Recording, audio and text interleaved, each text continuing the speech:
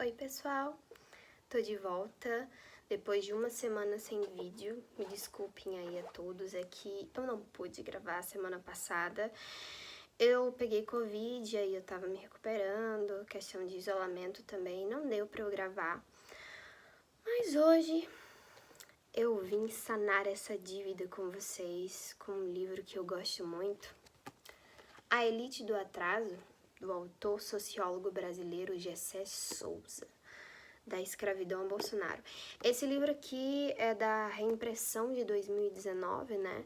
A Elite do Atraso, na verdade, foi escrito a primeira vez, publicado a primeira vez em 2017, e em 2019 a gente tem a reimpressão, dessa vez da escravidão a Bolsonaro, onde Gessé Souza vai fazer uma análise, né, historiográfica do Brasil, da escravidão a Bolsonaro. Isso é óbvio, né? Diferente do outro livro.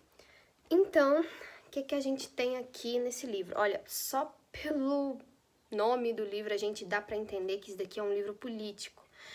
E pra mim não tem problema nenhum.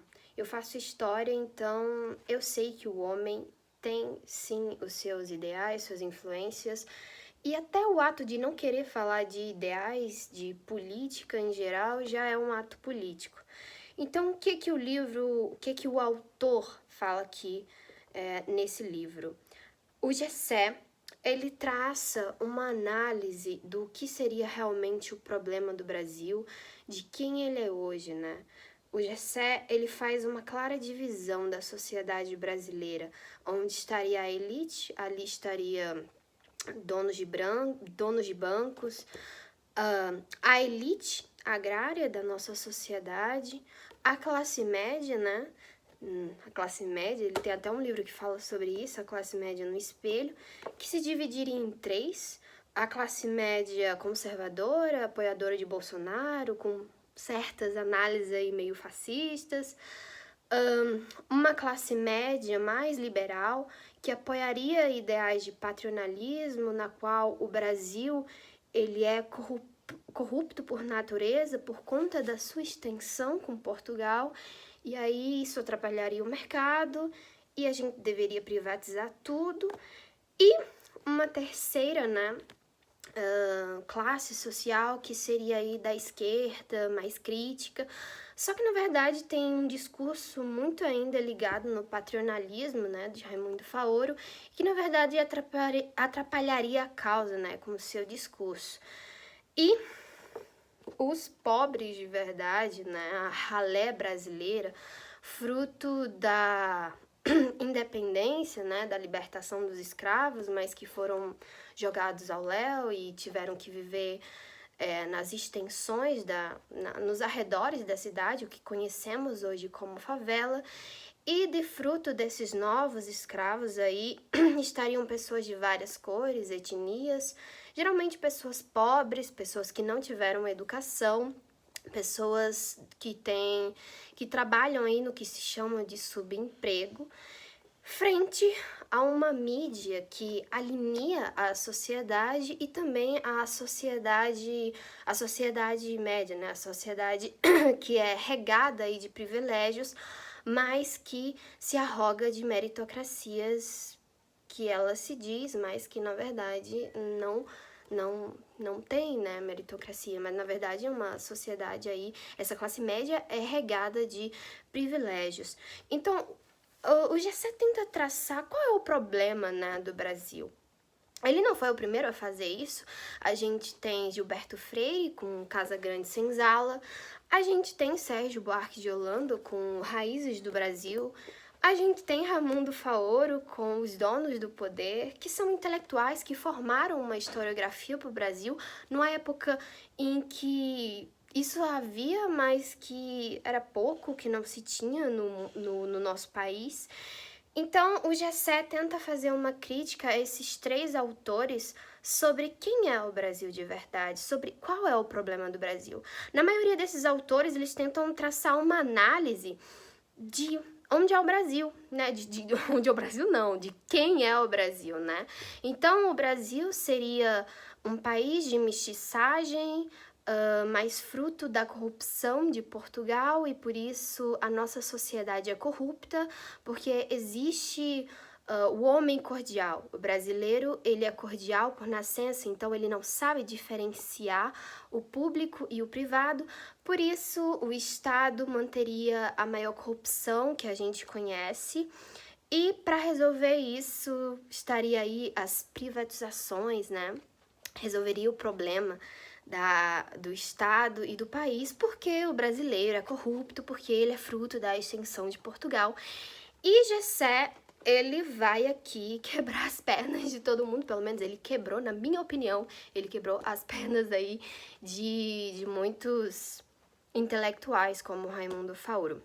O Gessé vai traçar aqui que a linha do Brasil, na verdade, não é a extensão com Portugal, até porque era um país mínimo, muito pequeno e não teria como traçar na sua gênese a corrupção da não diferenciação do que é público e do que é privado, até porque aqui no Brasil existiam capitanias hereditárias, né, divisões territoriais, porque o Brasil tem um território contingencional, né, de um continente. Então, o Brasil ele seria dividido aí por capitanias hereditárias e a questão também do patrimonialismo cairia muito em problema, né? O Raimundo Faoro, que é um dos principais pilares aqui do livro, que o Gessé tenta meio que retificar o que ele está dizendo, ressignificar tudo, né? Ele fala que o paternalismo ele não funciona aqui no Brasil, até porque as ideias de paternalismo estariam em que público e privado atrapalham o mercado, só que isso daqui não existe no Brasil e prova máxima disso seria que o Estado, primeiro, ele não desqualifica a economia, na verdade, ele auxilia a economia, caso disso seria os Estados Unidos no século XIX, antes da Segunda Guerra Mundial e do seu crescimento que vai ter mais para frente, o Estado adentrou ali muito com criação de universidade, criação de ferrovias, o próprio militarismo norte-americano. Então, e também a questão da criações de base, das industrializações de base que houve aqui no Brasil com Getúlio Vargas, que quem ganhou mais foi o mercado. Então, ele quebra essa ideia de paternalismo aqui no Brasil, de que uma coisa atrapalha a outra e que por isso que tem que privatizar tudo.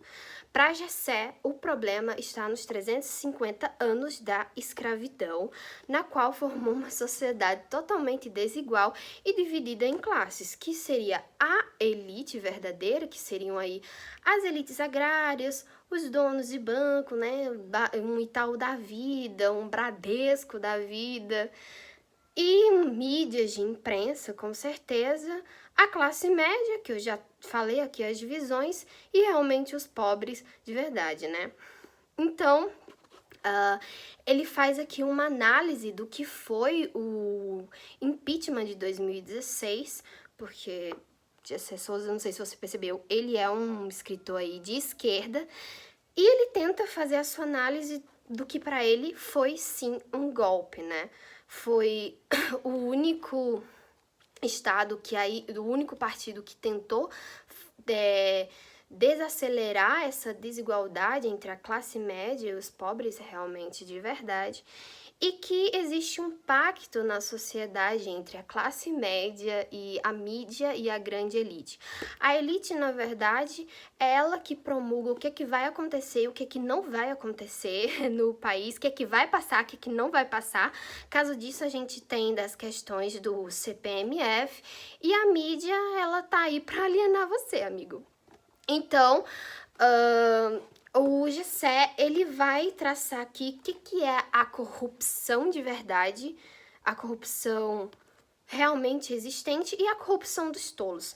A corrupção dos tolos seria o que está no imaginário popular, social, de que a corrupção está no Estado e de que a gente tem que privatizar tudo, porque, por conta de Portugal, da extensão, e de que a gente tem que privatizar tudo e é isso mesmo e acabou.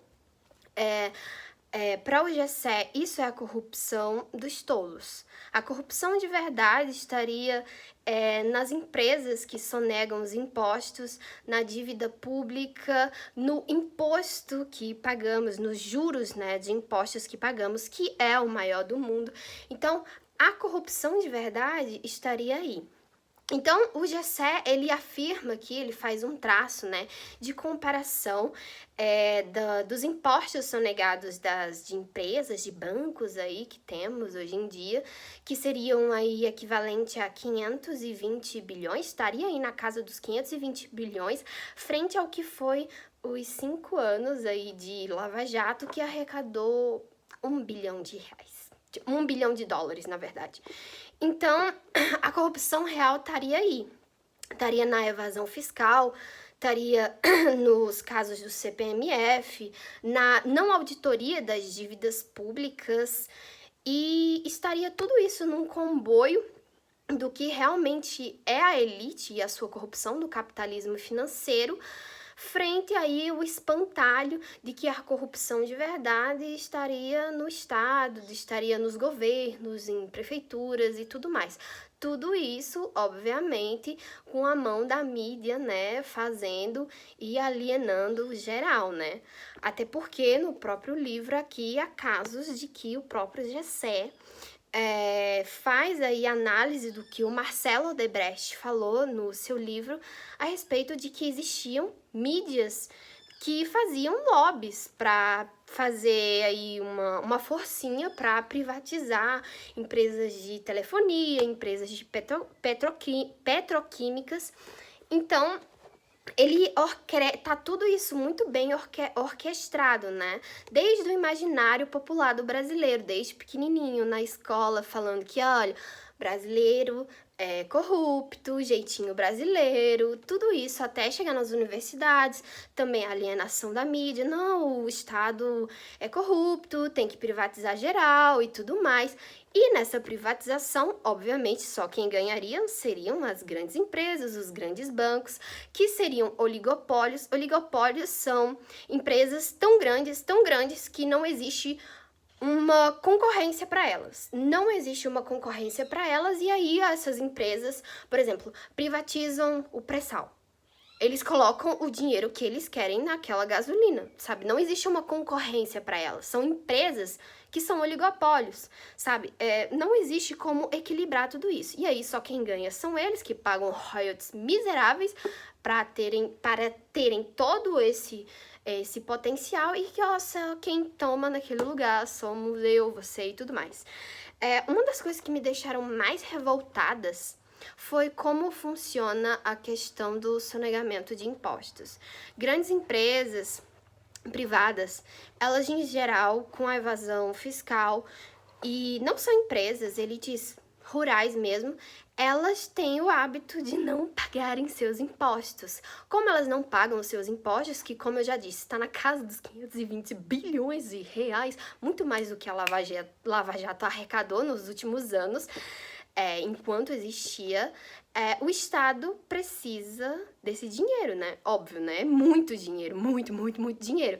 Então, elas precisam meio que pedir emprestado aos bancos algo que eles deveriam dar, só que eles deveriam pagar, só que eles não pagam porque eles só negam os impostos. Então, o Estado pede emprestado uma coisa que era de direito seu e ainda mais com os juros, né? Que o Brasil é o maior que tem uma alta de juro no planeta. Então, quem paga essa dívida, que quem deveria pagar são eles, é a gente, é eu, você e todo mundo. Lembrando que quem paga mais impostos aqui no Brasil são os pobres, não são os ricos, tá? Esses aí sonegam impostos mesmos. Então, essa seria a corrupção real do Brasil, a corrupção legalizada, a corrupção que não é passada pela mídia. Essa seria a corrupção real frente à corrupção dos tolos. Na verdade, o Gessé meio que não passa pano para governadores. Eles sim são corruptos e eles roubaram mesmo de fato e eles merecem ser punidos. Mas, cara, eles são a pontinha do iceberg, eles não são o iceberg inteiro de corrupção que rola no Brasil, que acontece. Na verdade, eles são um espantalho que a mídia e as empresas usam para dizer, olha, como o Brasil é corrupto, tem que privatizar isso aí, tem que privatizar isso aí, frente à mídia e tudo mais. Então, o Gessé faz toda essa análise e no final, aqui no pós-fácil, ele fala sobre a vitória, então, do nosso, infelizmente, atual presidente da República, o Bolsonaro. O Gessé Souza vai dizer que, primeiro, ele venceu por conta da não ter alguém que seja do porte dele na época pra meio que chegar ao que ele chegou. Não tinha ninguém do nível popular que ele tava, somente aí tínhamos o Lula, só que esse, como todos bem sabemos, ele não pôde, ele foi não autorizado, né, a entrar na campanha política. E aí existiria dentro da própria classe dos pobres, para o Gessé, uma sociedade, pessoas que tem um alto nível moral. Os pobres mesmo, eles se dividem entre pobres trabalhadores e pobres delinquentes. Pobres que não aceitam a sua situação como é no estado e, tipo, aí, são pobres delinquentes. Então, existe no mesma classe dos pobres uma divisão, tipo, as inéptas divisões que existem na sociedade de classes dos pobres fizeram com que o Bolsonaro vencesse as eleições de 2018. Óbvio, ele também vai dizer que questão das fake news, questão da pós-modernidade, que a internet hoje em dia tá a fundo aí nisso, de quem vence e de quem não vence. Então, tudo isso estaria atrelado ao que foi a vitória do Bolsonaro, ao fascismo existente na nossa sociedade, a mídia juntamente com essa sociedade aí, esse pessoal da classe média, meio conservadora, um pouquinho meio fascista. Então, tudo isso auxiliaria, na verdade, para o que foi para o Gessé o golpe de 2016 e, consequentemente, a vitória do Bolsonaro em 2018. Na verdade, eu queria falar muito mais aqui sobre o livro, só que realmente não dá. Vocês precisam ler esse livro, tá bom? Vocês precisam ler esse livro. Eu vou deixar algumas informações aqui na parte de baixo para vocês pesquisarem sobre o que é dívida pública, sobre a questão de sonegamento das empresas que, sim, pasmem, resolveriam questões muito grandes sobre o problema do Brasil, a não auditoriedade de você ver a dívida pública, do que é que você está devendo, para quem você está devendo, sabe? A gente não tem esse direito no Brasil, a gente não sabe quem é que a gente tá devendo. E também muitas outras coisas eu vou deixar aqui na descrição do vídeo para vocês pesquisarem e procurarem e, quem sabe, tomarem coragem para ler A Elite do Atraso. Hoje em dia, na sociedade que a gente tá vivendo, a gente tem que sim tomar certo cuidado sobre o que a gente lê, sobre questões de livros políticos, porque, né, é óbvio, isso é tanto na direita quanto na esquerda, existem pessoas que pegam informações da sua cabeça e querem implantar aí sobre o que é, sobre o que não é. Só que o Gessé, ele é realmente um homem preparado. Se você vê as entrevistas dele, ele não solta informações pela cabeça. Eu, pelo menos, achei assim. Eu acho assim. Ele é doutor em sociologia, ele fez seu doutorado na Alemanha, ele é professor universitário. Então, mesmo assim, ele possui seus ideais. Leia esse livro com a ideia de que isso daqui é um livro político. Esse livro aqui tem um lado e tem um porquê do porquê ele foi feito e idealizado. Não se esqueçam disso. Então, leiam A Elite do Atraso. Eu espero ter sido o máximo possível sucinta e explicativa no que eu quis dizer sobre esse livro aqui maravilhoso. Ontem eu terminei ele e eu fiquei tipo assim, meu Deus do céu, eu preciso falar sobre esse livro bem direitinho. Então eu fiquei super ansiosa e até agora falando com vocês eu tô super ansiosa. Mas eu espero que eu tenha sido bem sucinta e explicativa no que eu quis dizer sobre esse livro maravilhoso. Então, E deixem aqui nos comentários se vocês concordam com esse ponto de vista do Gessé, se vocês pretendem ler o livro e se, óbvio, se vocês gostaram do vídeo, curtam, compartilham, manda pro seu amigo que gosta do Bolsonaro, que é eleitor do Bolsonaro, manda também pro seu amigo que é do PT. E é isso, comentem, compartilhem, deixem o seu like e se inscrevam no canal para mais vídeos.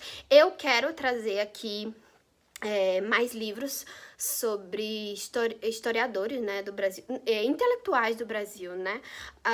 O Gessé, ele faz aqui uma enorme frente de teses sobre historiadores, né, do Brasil, sobre Gilberto Freire, seu Casagrande Senzala, Raízes do Brasil, do Sérgio Buarque de Holanda e do Raimundo Faoro. Eu pretendo trazer esse livro aqui pra vocês, mas mais pra frente, né, galera?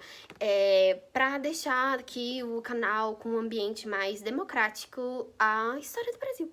Então, é isso. Eu espero que vocês tenham gostado do vídeo. Um beijo e até a próxima.